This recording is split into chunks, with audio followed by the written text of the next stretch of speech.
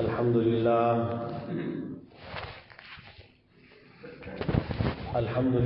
نحمده ونستعينه ونستغفره ونؤمن به ونتوكل عليه ونعوذ بالله من شرور أنفسنا ومن سيئات أعمالنا من يهده الله فلا مضل له ومن يضلله فلا هادي له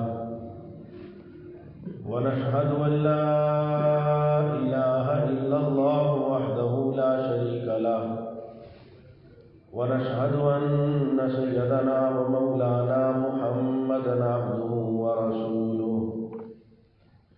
أما بعد فأعوذ بالله من الشيطان الرجيم بسم الله الرحمن الرحيم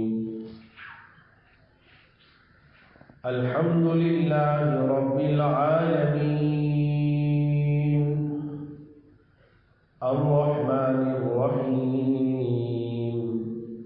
مالك يوم الدين إياك نعبد وإياك نستعين اهدنا الصراط المستقيم صراط الذين أنعمت عليهم غير المغضوب عليهم ولا الضالين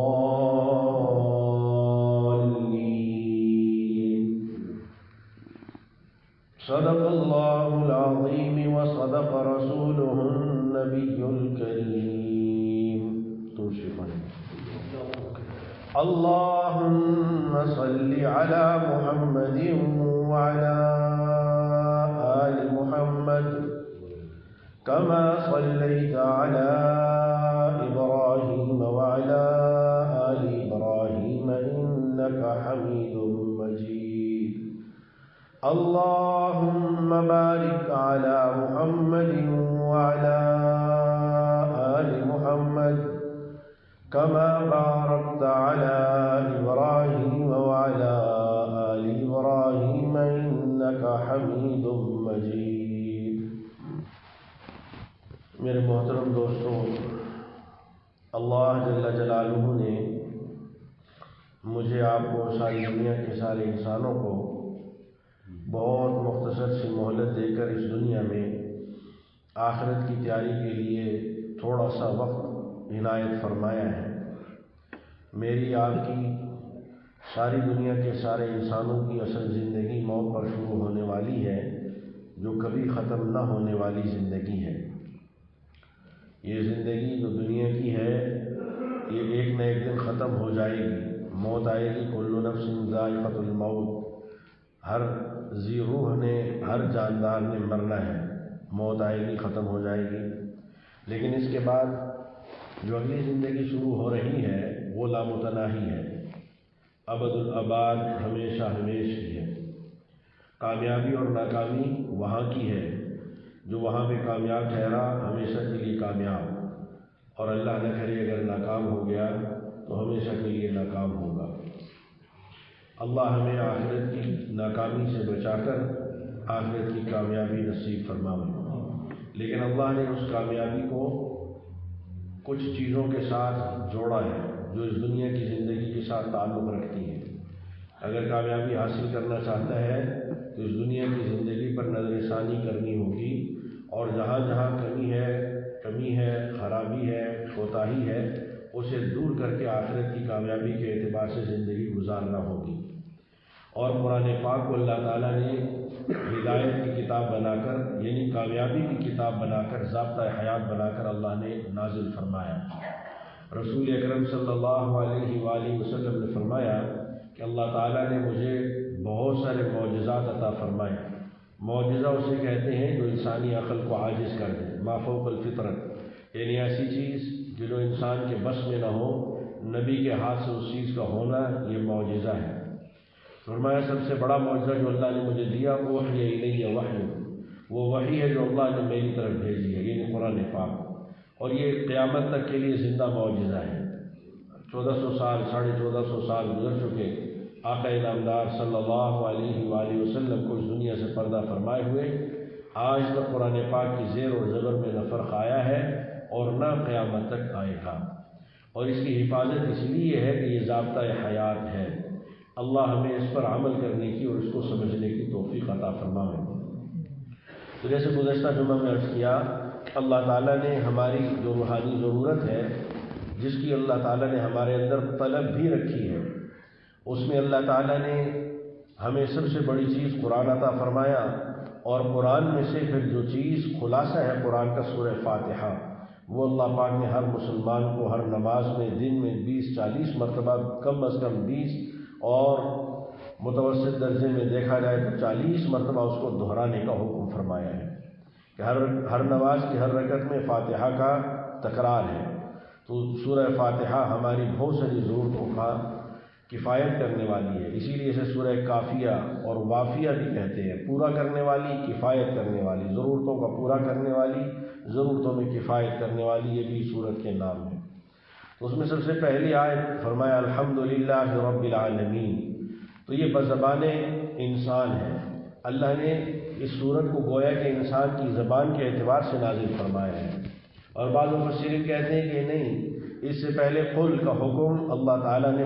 محذوف رکھا ہے، یعنی گویا کہ حکم دیا ہے کہ یوں کہو الحمدللہ رب العالمین الرحمن الرحیم مالک یوم الدین۔ اسی لیے کہ یہ سورہ، اس کے اندر تعریف ہے، سورہ حمد بھی سے کہا گیا ہے کہ سورہ حمد ہے، اور آگے چل کے چونکہ سوال کا سکھایا ہے کہ سوال کیسے کرنا ہے، تو اسے سورۃ المسئلہ یعنی سوال کرنے کا طریقہ وہ اللہ نے اس میں بتایا ہے، یہ بھی اس کا نام ہے، سورت کا نام ہے۔ تو بہرحال پہلے ابتدا اللہ تعالیٰ کی حمد سے ہوئی الحمدللہ، کہ تمام خوبیاں، تمام تعریفیں اور جتنے بھی محاسن ہیں، محامد ہیں، جتنی بھی لائق تعریف چیزیں ہیں، للہ، اللہ کے نام سے شروع میں جو لام لگا ہوا ہے، اللہ کے نام کے شروع میں جو لام ہے، یہ لام عربی میں سے کہتے ہیں اختصاص، یعنی خاص کر دینا کہ الحمدللہ تعریفیں صرف اللہ ہی کے لائق ہیں، تعریف اللہ ہی کے لائق ہے۔ اسی لیے فرمایا فلا تزکوا انفسکم، اپنی پاکیزگی، اپنی طہارت، اپنے صحیح ہونے کو ہرگز بیان نہ کرو گا، اس لیے کہ وہ اللہ کو معلوم ہے کہ کون کتنا پاک ہے، کیسا ہے۔ اللہ تعالیٰ نے اپنی تعریف کے ابتدا فرمائی، اور بندگی کی شان یہ ہے، عبدیت کی شان یہ ہے کہ جس نے پیدا کیا، نعمتوں سے نوازا، اور نعمتیں، بہت ساری نعمتیں تو ہمیں ان کا استحضار ہی نہیں ہوتا، استحضار ہوتا ہی نہیں ہے کہ نعمت ہے۔ ہم بیٹھے ہوئے ہیں، کان سن رہے ہیں، ہمیں استحضار نہیں ہے کہ نعمت ہے، زبان بولتی ہے، استحضار نہیں ہے کہ نعمت ہے، اور دن میں سینکڑوں ہزاروں مرتبہ ہماری آنکھ پلک جھپکتی ہے، ہمیں استحضار ہی نہیں ہے کہ اللہ کی نعمت ہے، سانس ہزاروں مرتبہ اندر جاتا ہے، نکلتا ہے، تو ما ان تعدوا نعمت اللہ لا تحصوها، اتنی نعمتیں جس ذات نے دی ہیں اس کا حق ہے کہ اس کی تعریف کی جائے اور اسی کی تعریف کی جائے، الحمدللہ۔ اور لفظ اللہ، یہ اللہ کا ذاتی نام ہے، اللہ کے صفاتی نام سینکڑوں ہیں، وہ تو ایک حدیث کے اندر 99 نام آقا نامدار صلی اللہ علیہ وآلہ وسلم نے اکٹھے ذکر فرمائے ہیں، ورنہ قرآن پاک کے اندر بھی ان 99 کے علاوہ 20 نام اللہ نے قرآن میں ذکر فرمائے ہیں۔ اللہ کے صفاتی نام سینکڑوں ہیں، لیکن اللہ کا ذاتی نام اللہ ہے، تمام تعریفیں اللہ ہی کے لیے ہیں۔ رب العالمین، جو پروردگار ہے، پالنے والا ہے، ربوبیت، تربیت، اسی سے اردو میں لیا گیا ہے۔ تو رب کسے کہتے ہیں؟ رب کے معنی میں مفسرین نے بہت ساری باتیں لکھی ہیں۔ ہمارے استاد مولانا جمشید صاحب رحمہ اللہ تعالی فرماتے تھے کہ رب کا لفظ ایسا ہے کہ اردو میں اس کا ایک لفظ سے معنی ہو ہی نہیں سکتا، اس کا ایک لفظ سے معنی ہو ہی نہیں سکتا۔ جیسے رحمان کا ترجمہ کرتے ہیں مہربان، وہ ایک ہی لفظ ہے مہربان، تو وہ ایسا لفظ نہیں ہے رب کا ترجمہ کر سکے۔ رب اسے کہتے ہیں کہ جو ہر چیز کو اس کی شان کے مطابق اس کی پرورش کرے، تربیت کرے اور اسے اوجِ کمال تک پہنچائے، اور کسی بھی حال میں کسی بھی چیز کی کسی بھی ضرورت سے غافل نہ رہے، اسے رب کہتے ہیں۔ اور دیکھیے اللہ پاک کیسے زبردست خالق، مالک اور رب ہے کہ کائنات کے اندر ایک جہان نہیں ہے، فرمایا رب، تعریفیں اس اللہ کے لیے جو رب العالمین ہے، جو سارے جہانوں کا پالنے والا ہے۔ جہان کتنے ہیں؟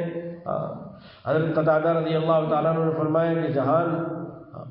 80,000 ہیں، 40,000 خشکی کے ہیں، 40,000 تری کے ہیں۔ لیکن حقیقت یہ ہے کہ وما یعلم جنود ربک الا هو جنود ربک الا هو، کہ تمہارے رب کے لشکر اور جہان کتنے ہیں، اس کی بنائی ہوئی مخلوقات کتنی ہیں، اللہ کے علاوہ کوئی نہیں جانتا۔ اور اللہ پاک کیسے زبردست کارساز ہیں اور خالق اور مالک ہیں کہ ہر ایک کی ضرورت کو اس کی ضرورت کے وقت میں ایک تو اس کو ضرورت کا احساس نصیب فرماتے ہیں اور پھر ضرورت کی تکمیل کا شعور عطا فرماتے ہیں۔ مرغی کا بچہ پیدا ہوتے ہی دانہ چگتا ہے، یہ کون اس کو شعور دیتا ہے؟ بکری اور جانور کا بچہ پیدا ہوتے ہی وہ دودھ کی طرف جاتا ہے، ماں کی طرف جاتا ہے، کون اس کو اس کا شعور دیتا ہے؟ مچھلی کا بچہ پیدا ہوتے ہی تیرنے لگتا ہے، کون اس کو شعور دیتا ہے؟ ربنا الذی اعطى كل شيء خلقه ثم هدى، رب وہ ہے اعطى كل شيء خلقه، جو اس نے ہر چیز کی تخلیق کو مکمل کیا، ثم هدى، پھر اس کی رہنمائی بھی کی ہے، پھر اس کو چھوڑا نہیں ہے، اس کی ہر ضرورت کی اس کو رہنمائی کی اور ضرورت کی تکمیل کی طرف بھی اس کی رہنمائی کی، ضرورت کا احساس اس کے اندر بیدار کیا۔ اللہ پاک کیسے زبردست تربیت فرمانے والے، کیسے زبردست یہ انسان کو متوجہ کیا ہے کہ صفت ربوبیت ایسی صفت ہے، اگر بندے کو اس کا یقین حاصل ہو جائے، زبان سے کہہ دیا، کان سے سن لیا، کہ دل میں اس کا احساس اور یقین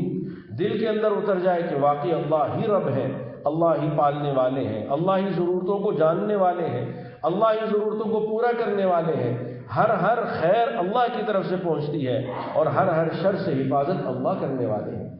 اگر یہ یقین دل کے اندر اتر جائے تو انسان کی ساری زندگی اللہ کی نافرمانی سے پاک ہو جائے اور ساری زندگی اطاعت سے مزین ہو جائے۔ اسی لیے اللہ پاک بار بار اس کا اعادہ بھی کرواتے ہیں اس صفت کا، لیکن نماز کی حالت میں حالت قیام میں کھڑا ہوتا ہے تو الحمدللہ رب العالمین صفت رب کا استحضار ہے، اور رکوع میں چلا گیا سبحان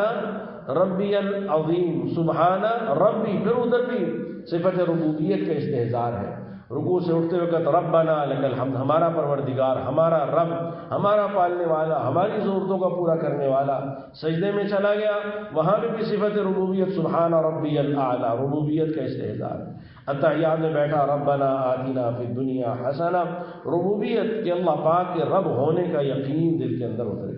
اور تمہیں پالنا کیا مشکل ہے، رب العالمین ہے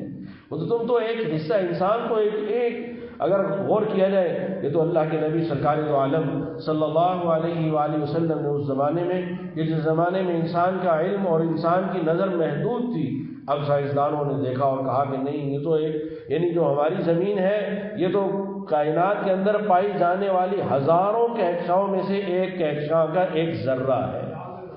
جو کائنات کے اندر ہزاروں کہکشائیں اللہ تعالیٰ نے پیدا کی ہیں، ان میں سے ایک کہکشاں کا ایک ذرہ ہے یہ زمین، اور زمین کے اوپر انسان کی حیثیت کیا ہے؟ ایک ذرے کی بھی حیثیت نہیں ہے۔ تو انسان کو دھوکہ لگتا ہے کہ میری ضرورت، میرا مال، میری چیز، میرے حالات، میرا مسئلہ، میرے کام کیسے ہوں گے؟ ہمیں الحمدللہ رب العالمین جو سارے جہانوں اور ساری مخلوقات کا پالنے والا ہے، وہ تمہاری ضرورت سے ہرگز غافل نہیں۔ باقی سب کی سب ضرورتوں کو اللہ پورا کر رہے ہیں، وہ انسان کی ضرورت کو پورا نہیں کریں گے، بے شک کریں گے اور اعلیٰ درجے میں کریں گے، لیکن یہ تب ہے کہ اللہ سے براہ راست فائدہ اٹھانے کے لیے اللہ نے اپنے احکامات عطا فرمائے۔ ایک اللہ کی قدرت سے فائدہ اٹھانا اور ایک اللہ کی ذات سے فائدہ اٹھانا، ان دونوں میں فرق ہے۔ اللہ کی قدرت سے فائدہ اٹھانے کے لیے اللہ نے ساری دنیا کے سارے انسانوں کو یکساں اسباب عطا فرمائے ہیں۔ کافر اللہ کی قدرت سے بنی ہوئی زمین پر ہل چلائے گا، دانہ ڈالے گا، اللہ اسے غلہ عطا فرمائیں گے، مسلمان ڈالے گا، اللہ اسے بھی غلہ عطا فرمائیں۔ یہ اللہ کی قدرت سے استفادہ ہے، اور ایک اللہ کی ذات سے استفادہ۔ ذات سے استفادے کے لیے ذات کا تعلق ضروری ہے، بنیاد یہ ہے کہ ذات سے استفادہ کب ہوگا کہ اللہ کی ذات سے براہ راست لینے والا، براہ راست کام کروانے والا، براہ راست اللہ سے، وہ اس کے لیے اللہ کی ذات سے تعلق کا مضبوط ہو۔ اور تعلق کیسے مضبوط ہوگا؟ یہ اللہ نے سورہ فاتحہ کی ابتدائی آیت میں اپنی صفت ربوبیت کو ذکر کر کے اس بات کی طرف اشارہ فرمایا کہ جتنا انسان اللہ کی صفات کا استحضار کرے گا، اللہ کی صفات کو سوچے گا، زبان سے کہے گا اور دماغ میں ان کا خیال اور تصور لائے گا، اتنا اللہ کا تعلق اس سے بڑھتا چلا جائے گا۔ بندے کا تعلق، بندے کا اعتماد اور یقین اللہ پر پیدا ہوتا چلا جائے گا۔ بچہ ماں باپ کو دیکھتا ہے،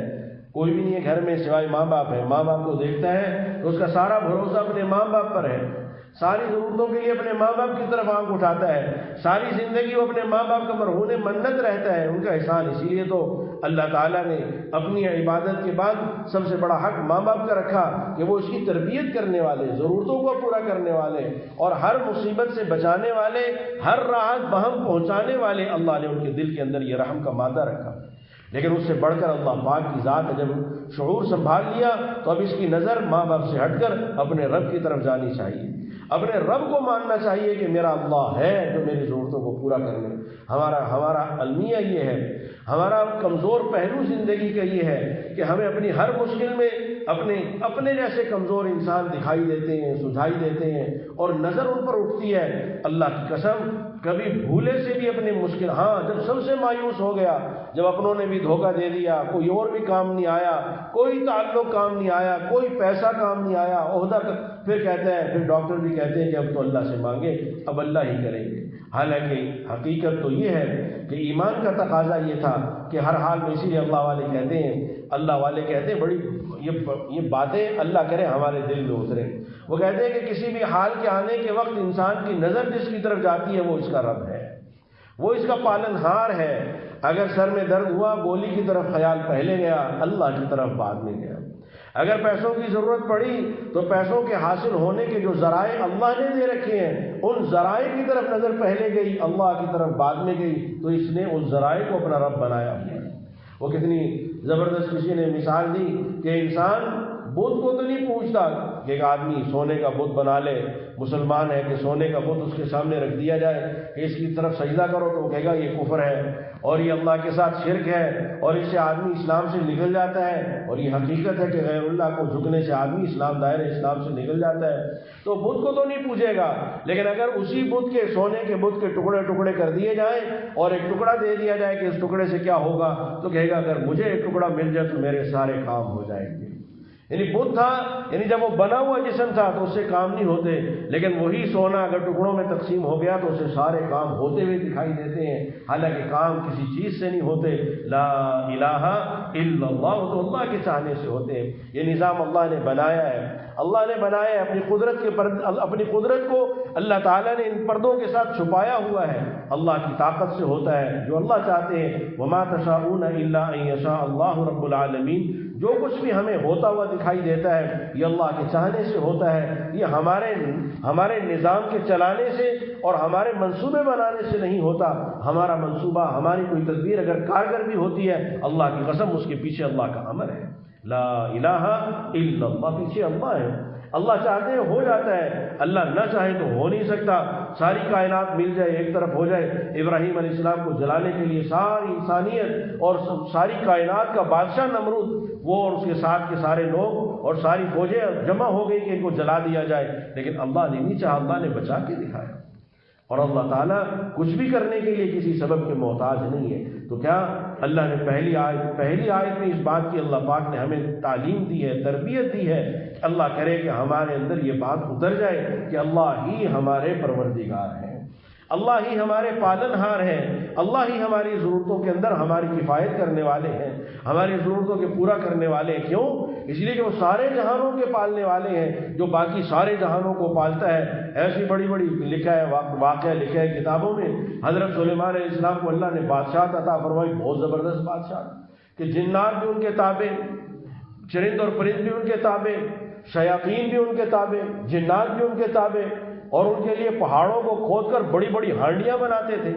اور سمندر کی تہہ سے ان کے لیے موتی نکال کے لایا کرتے تھے، اور ان کے ہر کام کو، ان کا تخت اللہ نے ہوا کو تابع کیا۔ اتنا بڑا تو ابھی تک انسانیت جہاز نہیں بنا سکی کہ لاکھوں کا لشکر ان کے تخت کے اوپر ہوتا اور ہوا کے دوش پر اڑتا تھا، اور فرمایا کہ وہ مہینوں کی مسافت ایک گھڑی کے اندر طے کر لیا کرتا تھا۔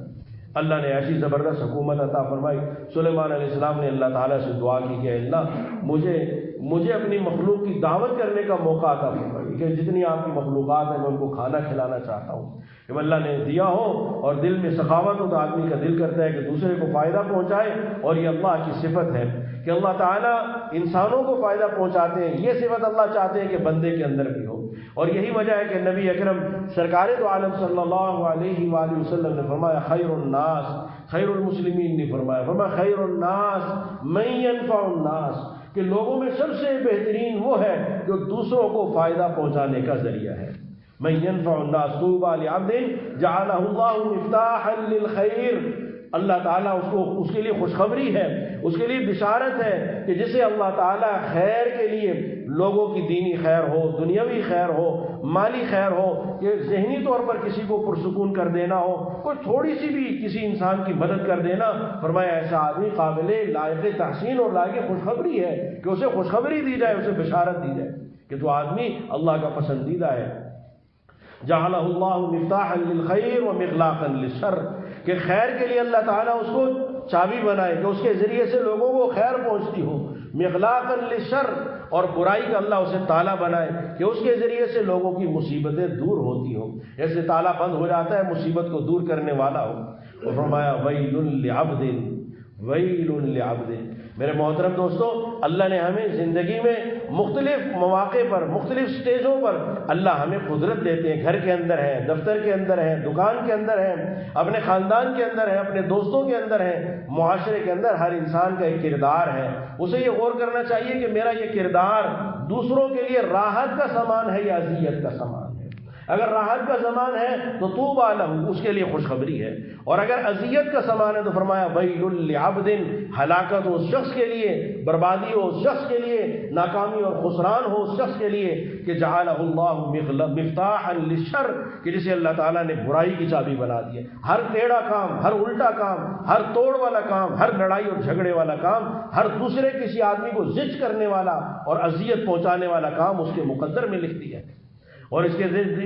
کے ہاتھ سے، اس کی زبان سے، اس کے قلم سے کوئی خیر کبھی ہوئی نہیں۔ فرمایا ویل لعبد، ایسے بندے کے لیے بربادی ہے کہ جعلہ اللہ مفتاحا للشر، کہ ہر وقت شر کے پیچھے چلتا رہتا ہے، دوسروں کو نقصان پہنچانا، یہ دینی اعتبار سے ہو یا دنیاوی اعتبار سے۔ ومفتاحا للخیر، اور خیر کے لیے یہ تالا ہے، ہر خیر کو بند کرنا چاہتا ہے، ہر خیر کا دروازہ بند کر دینا چاہتا ہے، ہر خیر کو مٹا دینا چاہتا ہے، اور ہر خیر کرنے والے کو ستا دینا چاہتا ہے۔ فرمایا یہ آدمی قابل ہلاکت ہے، قابل ملامت ہے، بدترین انسان ہے۔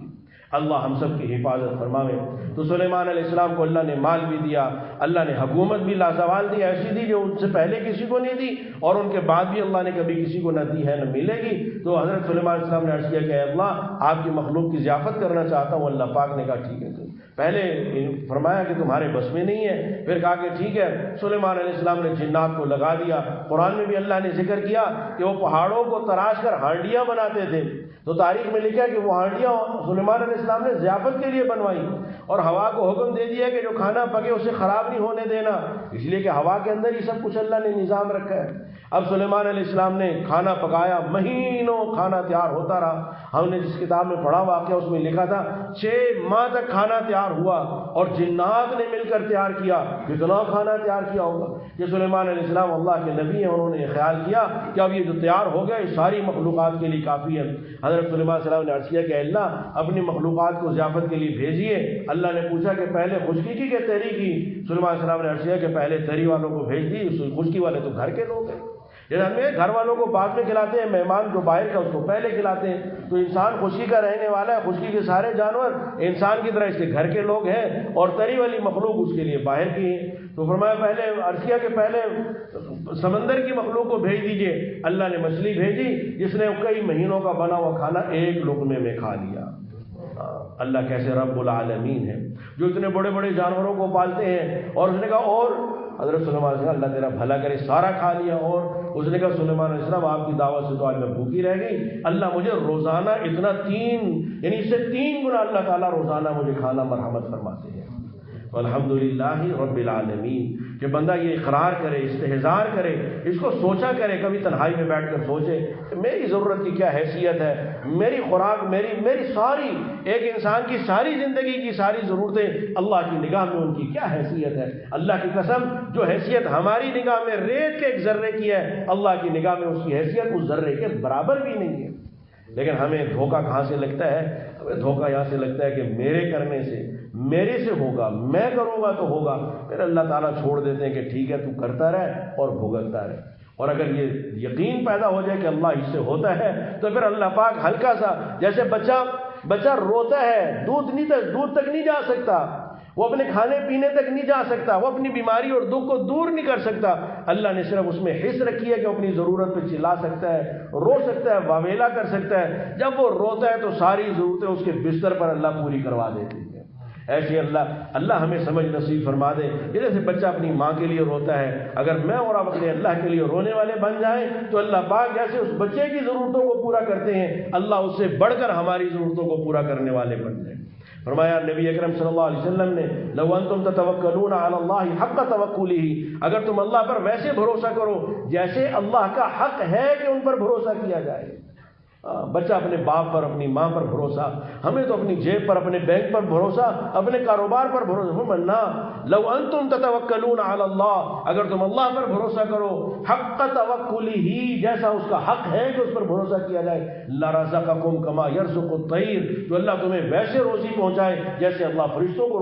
پرندوں کو روزی پہنچاتا ہے، کہ تغدو حماسا وتروح بطانا، کہ صبح جب گھر سے نکلتے کوئی دکان نہیں ہے، کوئی پی ایف کا ملازم نہیں ہے، کوئی کسی کا کاروبار نہیں ہے، کوئی کچھ بھی نہیں ہے، لیکن تغدو حماسا، نکلتے ہیں تو خالی پیٹ، اور جب واپس آتے ہیں تروح بطانا، تو جب واپس لوٹتے ہیں پوٹ اور پیٹ بھرا ہوا ہے، اللہ پاک ان کو کھلا دیتے ہیں، اللہ پلا دیتے ہیں۔ تو فرمایا اللہ ایسی روزی دے جیسے انہیں بغیر مشقت کے اللہ روزی دیتے ہیں، اللہ انسانوں کو بھی ویسی روزی دے سکتے ہیں۔ لیکن مسئلہ کیا ہے؟ مسئلہ الحمدللہ رب العالمین ہے، مسئلہ ربوبیت، صفت ربوبیت کا استحضار ہے۔ اللہ ہمیں یقین نصیب فرما دے۔ ہوگا کیسے کہ یہ یقین ہمارا ہے لیکن تھوڑے درجے کا، یہ نہیں ہے کہ ہے نہیں ہے، لا الہ الا اللہ محمد الرسول اللہ والے کے پاس ہے، لیکن یہ ایسے ہی ہے جیسے مال تو ہے لیکن اتنا نہیں ہے جتنا دکان والا مانگتا ہے۔ دکان والا کہتا ہے یہ چیز اتنے کی ہے، یہ کہتا ہے کہ اتنے، وہ تو ہیں پیسے لیکن تھوڑے ہیں، یقین ہے لیکن کمزور ہے۔ بڑھے گا کیسے؟ کہ اللہ کی صفات کا تذکرہ کرے۔ جہاں باقی چیزوں کو ہر وقت زبان سے کہتے سنتے رہتے ہیں، ہم زبان سے اس بات کا تذکرہ کریں کہ رب اللہ ہے، ضرورتوں کے پورا کرنے والے اللہ ہیں، بیماری سے حفاظت کرنے والے اللہ ہیں، بیماری میں شفا عطا فرمانے والے اللہ ہیں، ہر حال کو جاننے والے وہ اللہ ہیں، اور اس حال کو شر کا ہے تو خیر سے بدلنے والے، اور خیر کا ہے تو اس کو باقی رکھنے والے وہ اللہ ہیں، اللہ ہی ہے، اللہ کے علاوہ کوئی نہیں ہے۔ اللہ پاک ہمیں اپنی ذات و صفات کا یقین، اس کا استحضار اور اس کا تذکرہ نصیب فرما دے۔ وآخر دعوانا الحمدللہ رب العالمین۔